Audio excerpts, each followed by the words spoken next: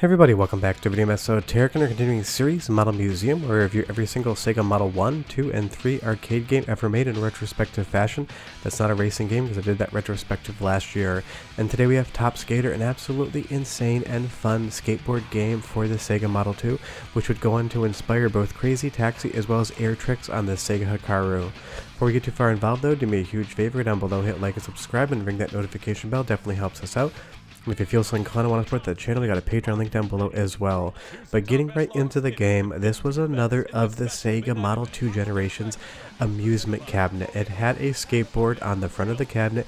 You stood on it and you moved it to emulate tricks in real life. Now, I am not a very good skateboarder, but I can still probably do a kickflip if you ask me on command. Much better at skiing, but I have stood on enough skateboards in my life to understand the mechanics, and the last time I saw this arcade cabinet, it was still an absolute blast. It's a very simple game to pick up and play. It's a very hard game to master.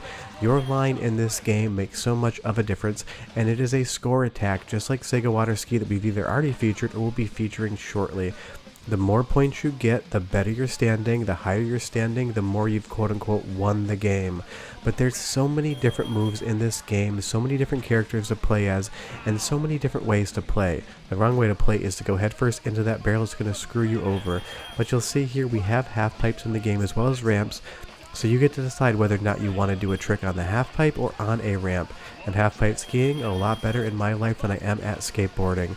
But I just love that Sega did all of these things. They were the unmitigated champion when it came to amusement cabinets, whether it was a motorcycle, skiing, skateboarding, water skiing. It just had so many different variations, and they all just look. You'll see there when you get on a good line and you get a lot of tricks off at once, this game just gives you that sense of accomplishment that things like Tony Hawk Pro Skater do.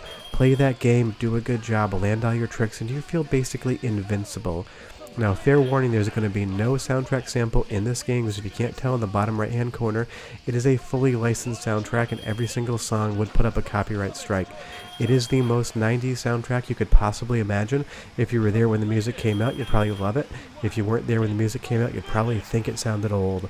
But it's there, it's great, and listen to it on your own time. Now, I did a video on this game over 3 years ago, and people still comment that it's one of their favorite Sega games of all time, so leave me a comment down below and tell me if you've ever played it, what you think about it.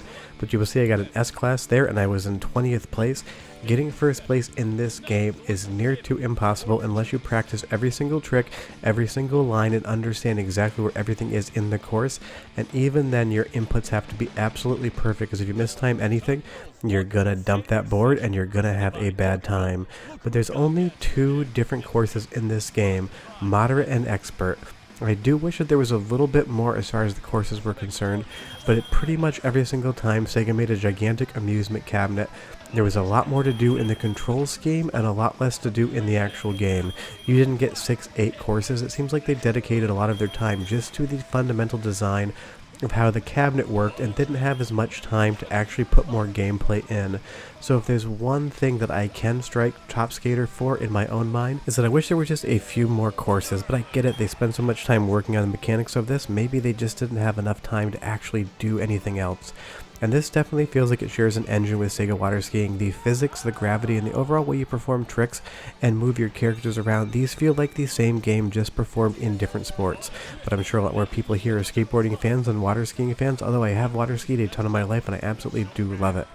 Now, you don't want to make a mistake in Top Skater. You'll see here 2 awesome jumps, but I'm going to hit the button just too late here. I miss my trick. When I actually get up, when I get control of the character, I am locked out of the actual course until I fall back in. Mistakes in this game are costly and it's going to totally ruin your score.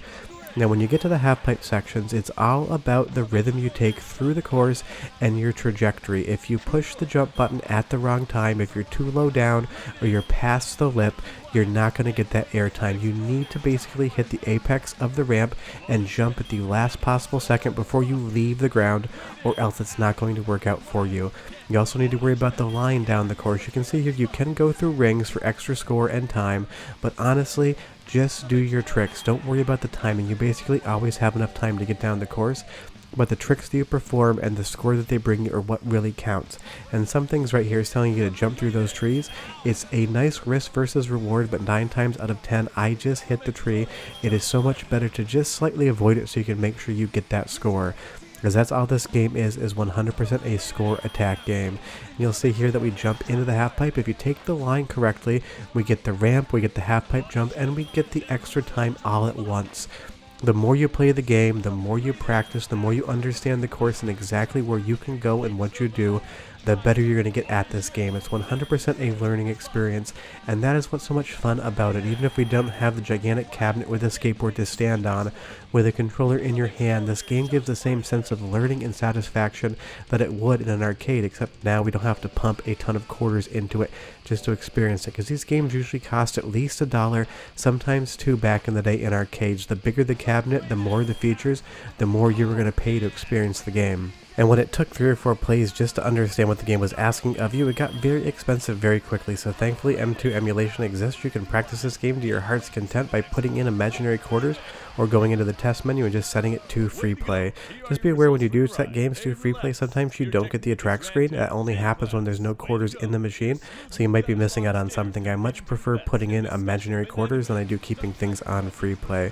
But as we get back into this again, I just love these type of games, and we don't get as many of them anymore. I wish Tony Hawk Pro Skater would come back and go back to the late 90s, early 2000s Dreamcast, PlayStation 1 era of gameplay. And if you take a look over here at Sega Super G, it is just a gameplay style that Sega was constantly doing. Sega Super G, Sega Water Ski, Top Skater all seem to use the same engine, the same physics, and the same mechanical setup for the cabinet. It was just a generation in which Sega was 100% behind making these giant cabinets, and it's a generation of arcade gameplay we're never really going to get to go back to, which to me is just an absolute bummer. Now don't get me wrong, there's definitely some good modern arcade games. I was just recently in an arcade with my nephew Charlie, and Sega had some fun new stuff out, but I saw absolutely nothing that I could stand on and throw my body around, and I do miss those days. And I think, somebody like my nephew Charlie is never going to know that those things existed. And that's half the reason I do this channel, to remind people about things they used to love and teach them about things they never knew were a thing. But as we get to this last ramp here, it is just one of those things. I love these sports games. I love learning the courses, I love learning the tricks, I love getting better at them. And if you have friends over for game nights, the type of thing that you can just pass the controller back and forth and see if you can beat each other's high score. But I also love the credits in this. It is just the most 90s thing imaginable. Now if you were alive in the 90s, it makes perfect sense, and if you weren't, it is just not going to track with you. But all of the credits here, and there's going to be different brands that sponsored the game. Skateboarding was huge in the 90s. It was basically the advent of extreme sport. Sure, it got started in the 80s, but the 90s were really where a lot of these sports got their hold in society, and I participated in a lot of them with freestyle skiing in the late 90s into the early 2000s. That was my career for a very long time, but I love that you just have these grainy photos of shoes. It's one of those things. Skate shoes were so huge back then. And this game just reminds me of growing up in the 90s, for better or worse, because some of those shoes are just downright ugly now. But what's not ugly, what's not fun, what's not amazing is this game. Top Skater is a 10 out of 10. I love that Sega did stuff like this, and I hope one day they do something like it again. Just give me a Top Skater 2, Sega. I would be absolutely in day one at the arcades throwing more quarters in. Short of that, I will have another video on Sega Model games next week, and I'll have videos for the week as well. But Top Skater, absolute blast. Give it a go, and I will see you guys next time. But don't forget, you get to put your initials in, and I love how they do it here. You sit on the skateboard, and you use your butt to bounce them into the air. It's one of the weirder initial screens I've ever seen in an arcade game, but I love it. But yeah, play it, get on the top board, put your own initials in with your butt. Bye-bye. All right, select the event you enter.